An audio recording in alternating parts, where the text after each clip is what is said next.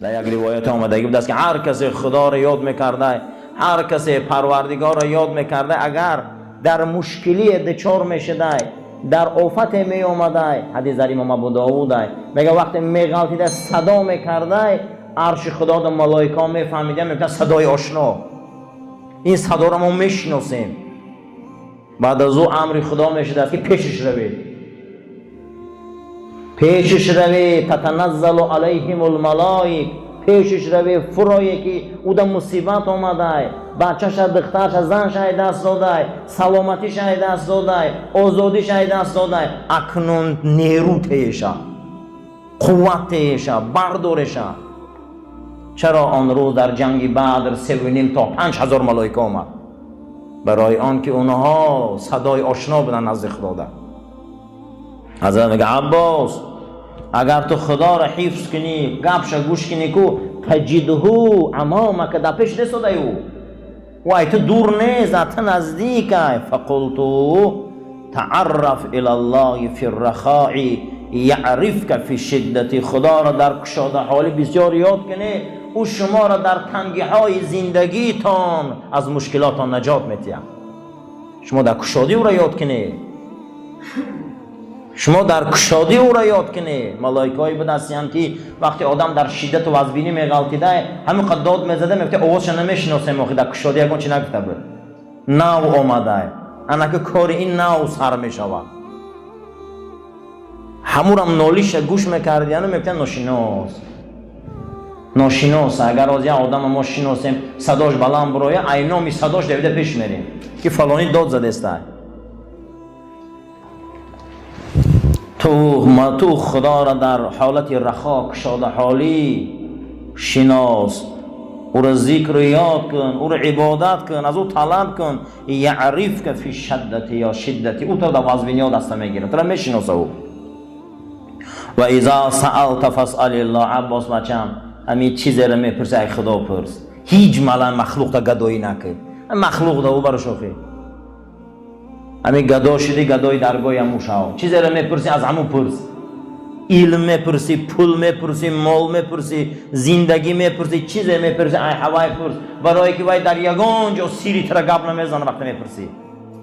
اما ای مخلوق که پرسیدی، این در حال ده همه جا آشکارش میکنه. عباس بچم چیزی که میپرسی ای خدا پرس، چیزی که میپرسی از پروردگار پرس. و اذا استعنت فاستعن بالله، وقتی یاردم هم طلب میکنی از خدا یاردم طلب کن. این عقیده درسته، این عقیده استواره، این تعلیمات رسول به سوی کودکان.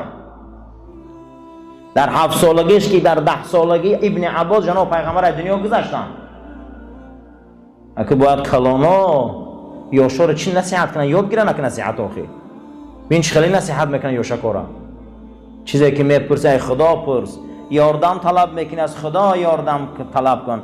قد جف القلم بما هو کائن. عباس بچم قلم خدا خشک شده تا روز قیامت، چیزی که در تقدیرت نوشتگی باشه تو را میبینی. اوه جای گریز نیست دیگه. تو فقیر میشی، تو کمبغل میشی، تو زیغ میشی، تو مسافر میشی، تو مهاجر میشی، تو بالا میری پایان میری، وای بر وقت نوشتگی ایده ایمان بیار. چیزی را که نوشته باشن او را میبینی، چیزی را که میبینی او را قسم به خدا نوشتگی هم. یگان که این ای برنامه خدا بیرون نیست. برای این برادرها همه ما در نصیحت کرده است. ابن عباس میدهک بود هستیم، قلم بر وقتی خشک شد بچم عباس تو دیگه پا نزن. چیزی که تا قیامت در حق تو در زندگی نوشتگی تو او را میبینی، ایوای زیاد دیگه نمیری. او در وصف تقدیری تو بده. تقدیر حقه برادرها، همه مانده. کسی ایمانی به تقدیر نیکی و بدی نداره وای ای اسلام میبرو. تقدیر حقه، او را تو میبینی.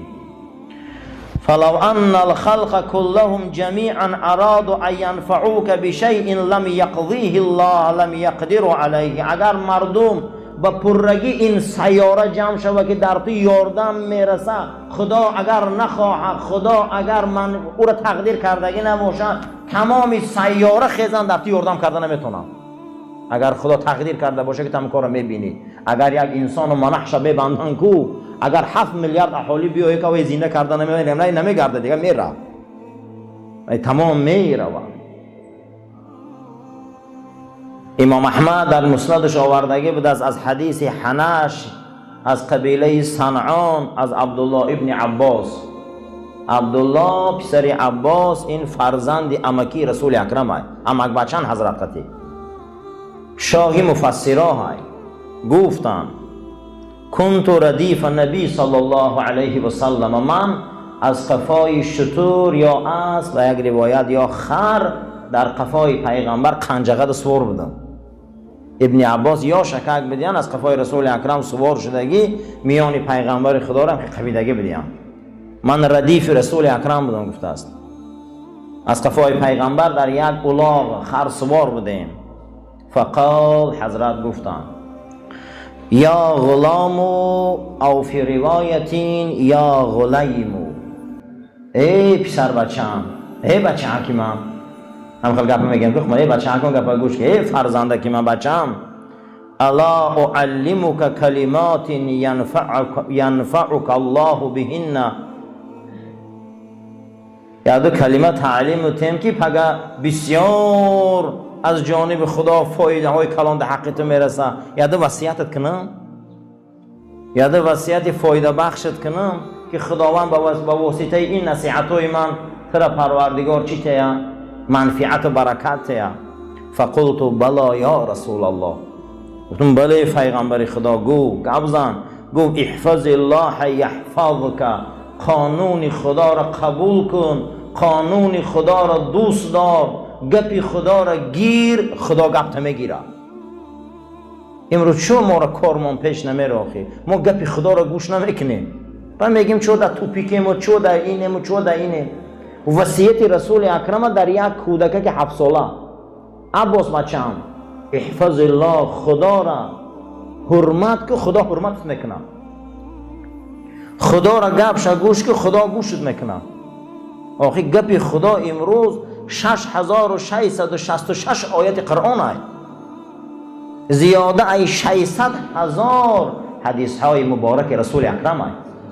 اینا گوش کن گفته گپ تا گوش کنه، او گوشش نمیکنه ای کجا گپ تا گوش کنه. احفظ الله یحفظک، خدا را گپش گوش کن، خدا را قانونش حرمت کن، خدا تو را حرمت میکنه، حفظت میکنه. احفظ الله تجده امامک، خدا را وقتی که تو قانونش گوش کردی او در پیش تو. الحمدلله بعد قانون خدا را گوش میکردی خدا در پیشت بده دیگه. او را تا هر جا دیده استی، در همه جا او شاهد و حاضر و ناظر است. او در دلی تو را گوش میکنه، تو قانونش گوش کن، او در پیش تو. او در نظر ما میتونه که او دور در کجای غیب زندگی است. نحن اقرب الیک من حبل الورید، ای رگای دل تونم به تو نزدیک میگه بنده، ای رگای دل به تو نزدیک میگه، من درد تو را گوش میکنم. و اذا سألک عباد عنی، وقتی بنده ها منو میپرسن فینی قریب، من در پیشون چیشتم، رحمتی من در پیشون است، من قریبم. این بین و اذا سألک عباد عنی فینی قریب، من نزدیکم. چیکار میکنم؟ این نزدیکی چیه؟ اجیب دعوت الداع، من او خواهش دعاهای او را قبول میکنم، مستجاب میکنم.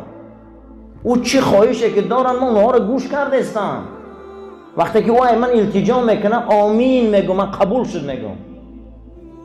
اجیب دعوت الداع اذا دعان، وقتی اونها من خواهش میکنن، دستاشون طرف من میبردارن، نیایش میکنن، من برای اونها از رگای دلشانم نزدیکم. نحن الیک، من با شما نزدیکم، من حبل الورید.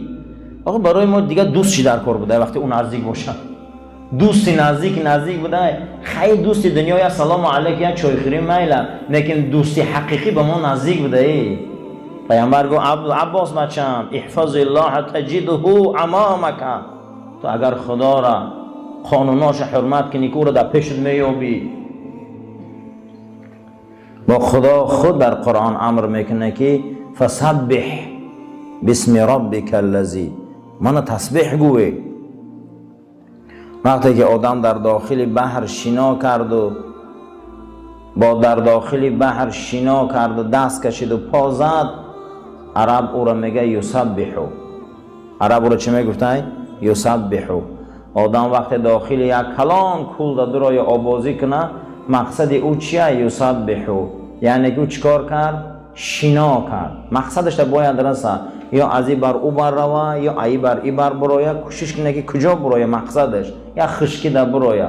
پروردگار عظیم و شان ما و شما را امر میکنه که هر چیزی در بین آسمان و زمین موجود است او شنا کرده پیش ما میبیو. یعنی همه ما شنا کرده استیم، کجا میریم؟ مقصد اساسی چیه؟ کجا آمده استیم؟ کجا میریم؟ ما همه ما چیزی که در دنیا هست خدا امر کرده ایستاده که یسبح لله ما فی السماوات و ما فی الارض. آن چیزی که در آسمان و زمینه این مگه آبازی کرده پیش ما مدسته. گردش ایام، آمدن شبها، رفتن روز، من بهار تمام شد، من زمین تابستان، من کدام تیرما، ما نمیفهمیم که سرای سیاه سفید شد، این چهره های خوشرو اکاس واسه جینج و پوچاله شده است. همه ما مقصد اساسی ما پیش حضرت دوست رفتیم.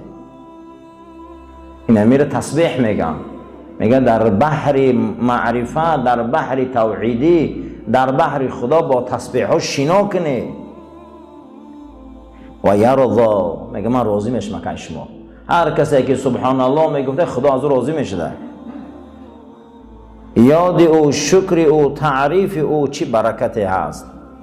هیچ محل گمان نکنیم که ما او را یاد میکنیم و در او فایدهش هم در خمونه. با یاد او ما تازه میشیم، او بر وقت تازه. با یاد او ما پره میشیم، او بر وقت پره. او هیچ محل محتاج به یاد کردن ما نیست، ما محتاجیم. ما سبحان الله الحمدلله میگیم تازه میشیم، ما تکبیر میگیم لا اله الا الله میگیم تازه میشیم. ما به یاد او وقتامان ساعتامان صرف میکنیم، صاحب منزلت میشیم. الحمدلله هر یک ساعت با خدا شیشتن این برای خما فایده. برایم در اینجا کما یحب ربنا و یرضا، خدا ذکر کننده هاش دوست می داشته، خدا ذکر کننده هاش در حقش میگفته من راضیم اینها، من اینها راضیم. در حدیث شریف جناب پیغمبر صلی الله علیه و سلم آورده بدستیان که حضرت فرمودیان یک انسان روزها صدقه و نفقه میتیه، یک آدم روزها ذکر میکنه، کدامش منزلتش بلنده؟ حضرت گفتن که ذکر. یگان چی در مقابل ذکر خدا ایستاده میتونه، یگان چی برابر نام خدا برابر شده میتونه. احسان خیرم در مرتبه خودش ای ذکر دویم درجه بده. برای همین هر کس ذکر خدا کرد، یاد خدا کرد، به قلبش و به زبانش و به روانش، این بسیار منزلتی بلند داره، به حد منزلتی بلند داره. و یرضا، من گفته ای ذاکرین راضیم. الحمدلله رب العالمین، یعنی اولین آیه مبارکه قرآن. الحمد، تمام تعریف ها، تمام شکر ها، تمام وصف ها، تمام خوبی ها همش ای خدای. الحمد معنیش همینه، یعنی که هیچ چیز غیر خدا لایق تعریف حق نیست. و تعریف هامونه، تسبیح هامونه، وصف و شکر و یک کس وصف و تعریف میکنیم، میگه خدا را کنه، خدایی که از یک قطره آبی خمار زیباگی داده و اینقدر ما را راست کرده، هیچ کس به این منزلت نمیرسه. لله رب العالمین، او تربیتگر مونه، او را تعریف کنه. حق تعریف و حق توصیف و حق تمام خوبی ها حق او هست. و کما ینبغی لکرم وجهه، حق داره او خدایی که درگاه و حکمت او حرمت داره. و جل ذکره، یاد او چی بزرگه، جلالت او چی عزت داره، بزرگی او چی عزت داره، زیرا که ما را از هیچ چیز خلق کرد. تربیت و اخلاق از همینجا سر می شود. برای چه خدا را حرمت کنیم؟ او رب العالمین است، تربیتگر مونه. اوتر برای چه حرمت میکنیم؟ آخه بیچاره کلاممون کرده، نونمون خرید داده، چایمون داده، لباسمون داده، هیچی نبودیم. برای ما چی محنت عذابای نکشیده. ما به این روز رسیدیم، رهگردان شدیم، چشممون کشاده او را دیدیم، بغلمون کرده. این قدر محنت کرده در حق ما، اگر ناحرمتیش کنی به عاقبت میشی. آخی نخوا که این قدر خدمت او را در زمین زنی. من آوازی کنم ما هم بچه دار و دخترچه داریم، اما کرمینه هکار چه کلان میکنه، اما او کلان شو 18 و 20 شو که گم گردونه با خیلی میشه با جهنم نمیره، با جهنم نمیره که او را میده که کلان میکنی. اما خدا را فکر کنیم که در هیچ جا نبودیم خوفمون کرده، هیچی نبودیم چیزمون کرده، خیلی که او را به اطاعت نکنیم جهنم نرویم. اطاعتش نکرده جهنم میریم. در دین ما اخلاق ای چی سر میشته؟ تربیت. در دین ما اخلاق ای چی سر میشته؟ تربیت. آخه خدا مربی مونه، تربیتگر مونه. در اسلام حقوق ای تربیت سر میشته. در اسلام حقوق ای چی سر میشده؟ ای تربیت. تربیت کردن در کاره و حق داره که اکنون تربیت او کردگی را چی میکنی؟ جوابش میدی. این حق در اسلام حقوق ای تربیت سر میشده. در اسلام حقوق ای تربیت سر میشه و حتی که همین خیلی سخت میگیرن که اولی زن نداری باید نطفت تربیت کنی. زن نداری باید نطفت تربیت کنی که نطفه تو باید از حرام پر نشوه. اسلام ولی زن نداری خیلی تربیت میکنی، ولی چوی زن گرفتن اکنون برای انتخاب زن با یک کتابی دیگر، برای انتخابی که تو باید کوشش کنی که حلال خوری حلال پوشی با یک کتابی دیگر، یک کتاب نه صدها کتابی دیگر. یعنی ببینید که اسلام چه دینی بزرگه که حقوق اسلامی ای تربیت سر میشده. چی تربیت؟ او تربیت چیه؟ و صلی الله علی محمد. آمد معلمون اکنون، معلم ما آمد. معلم ما نامش محمد مصطفی بوده صلی الله علیه و سلم. نبی بوده، خبررسان خدا بوده، امی بوده، بابا خط سواد نداشته. یک نبی امی، نبی که او امی خط سواد نداره، برای ما یک تعلیماتای دادگی که یگان تاش دروغ نیست. این داد خدا که برادران، بعد خدا آدم تیه به اکادمی و به یونیورسیته هم میداده. خدا اگر آدم تیه نخوانده هم میداده. یک آدم صحبت میکنه که چخیلی آخی خدا در چخیلی علم ای رسول الله میدونه یک اونجا رو نخونده، ای کجا میدونه او؟ حتی که شبی سوره اقرا نازل میشوه تربیت بینه. در غار حرا حضرت شتگی بودن که اولین مراتبه با کی خوردن در همونجا سوره اقرا نازل شدند؟ جبرائیل امین. حضرت چیکار کردن؟ جبرائیل امین قچاق کردن. 3 مراتبه حضرت جقیدن، فشار دادن، گفتن اقرا بسم ربک الذی خلق، بخوان. گفت من خواننده نیستم، خو نمیتونم، من ایداش نمیبرم، من یگان جا نخوندم، من علم ندارم، سواد ندارم، مکتب ندارم، مدرسه ندارم. خی با حضرت آغوش کردن، جقیدن. حتی که حضرت گفتن که همون تا سخت جقید مگه گمان کردم ایهوش میرم. جناب پیغمبر 3 مرتبه قریب ایهوش رفتم. اکنون در ان همین جقیدن از هوش رفتن حضرت در علم لدونی خدا گذاشت. میگن چه خیل از یک کامپیوتر کلان من در 15 دقیقه در یک فلش میگیرم شد. در 15 در 5 دقیقه میگیری ازی. با قوت‌ترین کتابخانه های دنیا رو در یک فلش میگیری ازی. در یک دیسک میگیری. که مخلوق اکنون یا چی اختراع کرده، یا خلق کرده، یا چی آفریده، ایش در ایش هزارها کتاب در یک فلش میگذاره که تو نیستن پروردگار پیغمبرش علم گذرونده نمیتونه. این نمیده حیران میشه چی من نمیتونه، قدرت نداره که علم گذرونده او. اگه مخلوق میتونسته یا دیسک ده 100,000 کتاب جا کنه، اما رسول الله جا کرده نمیتونه. خدا خالق ما نمیتونه این کار کرده. البته شبی انامو غار حرا که 3 بار آغوش کرد جناب پیغمبر جبرائیل امین، این علم الهی گذشت حضرت ده، علم گذشت، پر شد وجودش. برای همین معلم تربیتگری ما در این زمین و صلی الله علی محمد، درود به اندازه بر اون محمد صلی الله علیه و سلم، پیغمبر امی که خط سواد نداره، اما دنیا امروز از حضرت گپ میزنه. نگار من به مکتب نرفت و خط ننوشت، او مکتب نرفته خط ننوشته. حضرت حافظ میگه نه که هزارها مدرس معلم شد. و آله بر خاندانش، به ازواجش، به زنهای پاکدامنش، و صحبه با صحابگان بزرگش، و سلم سلامی با برکت، تسلیما کثیرا سلامی با برکت و درود و رحمت بسیار تا روز قیامت بود. حدیث امام احمد روایت کردیان. این دوامی درس اخلاقیات مونه. بفضل الله با این حدیث در راه صحبت میکنیم. با هفته دیگر درباره اخلاق و تربیت درباره زمینه های او ان شاء الله با بحثمون دوام میتیم. اللهم ربنا آتنا فی الدنیا حسنة و فی الآخرة حسنة و قنا عذاب النار و صلی الله تعالی خیر خلق محمد و علی اصحابه اجمعین. آمین یا رب العالمین.